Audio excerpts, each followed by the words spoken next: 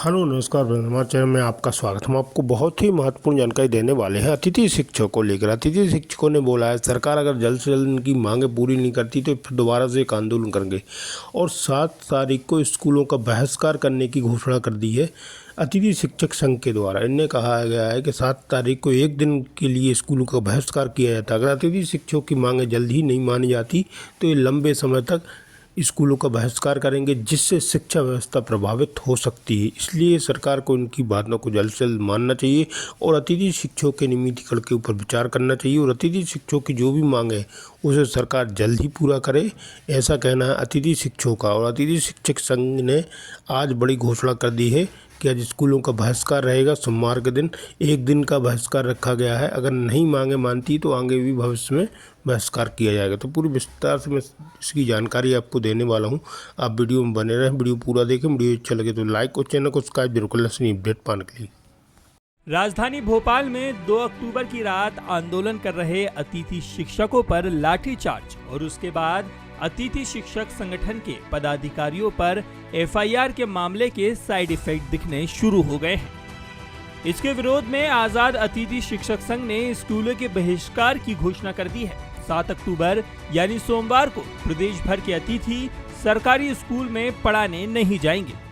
अतिथियों का भी ये विरोध सांकेतिक है और इसलिए वो सिर्फ एक दिन का ही बहिष्कार कर रहे हैं।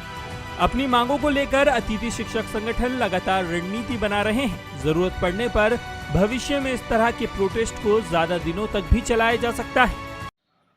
शांति दूत राष्ट्रपिता महात्मा गांधी तथा पूर्व प्रधानमंत्री आदरणीय लाल बहादुर शास्त्री जी की जयंती के दिन जब संपूर्ण मध्य प्रदेश के अतिथि शिक्षक अपनी न्यायोचित मांग के लिए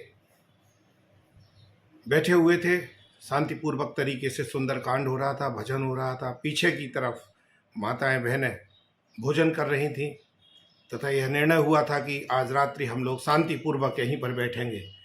ऐसे समय में जबकि दिन भर पुलिस प्रशासन ने सहयोग किया, हम उनका धन्यवाद भी देते हैं, लेकिन अचानक क्या हुआ, किसका आदेश आया, किसने इनसे कहा कि बिल्कुल जलियांवाले बाग की तरह इन लोगों पर लाठीचार्ज किया जाए, घेर कर मारा जाए। लाइट बंद कर दी गई, सब लोग हैरत में थे। हम लोग भजन करते करते रुक गए, किसी को समझ में नहीं आया कि क्या हुआ। और अचानक पुलिस वालों ने बुरी तरह से हम लोगों को खदेड़ना शुरू कर दिया, हमारी बहनों को खदेड़ना शुरू कर दिया।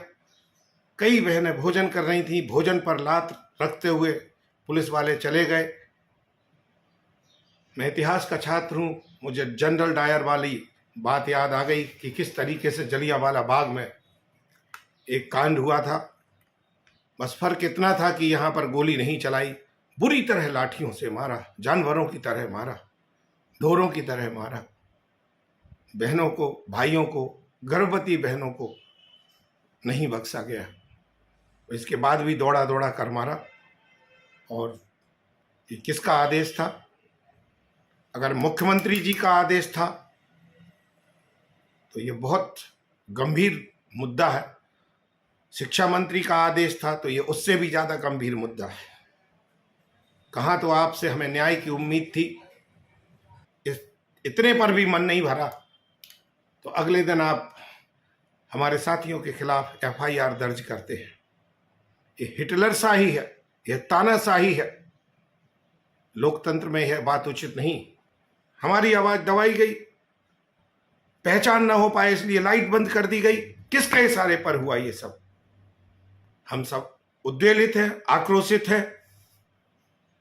हमारे साथियों के खिलाफ एफआईआर वापस ली जाए, नहीं तो अभी संगठन ने यह तय किया कि 7 अक्टूबर को मध्य प्रदेश के पूरे स्कूलों का बहिष्कार किया जाएगा।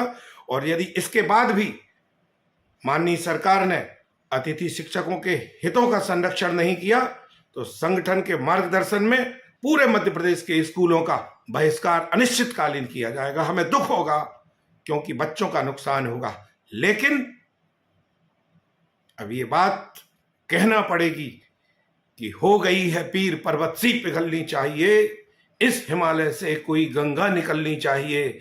और मेरे सीने में नहीं, तेरे सीने में सही हो कहीं भी आग, लेकिन आग जलनी चाहिए। सिर्फ हंगामा खड़ा करना मेरा मकसद नहीं, मेरी कोशिश है कि ये सूरत बदलनी चाहिए। आपको बता दें कि मध्य प्रदेश की शिक्षा व्यवस्था में अतिथि महत्वपूर्ण भूमिका निभाते हैं। प्रदेश भर में करीब 1.5 लाख अतिथि शिक्षक विभिन्न वर्ग में हैं।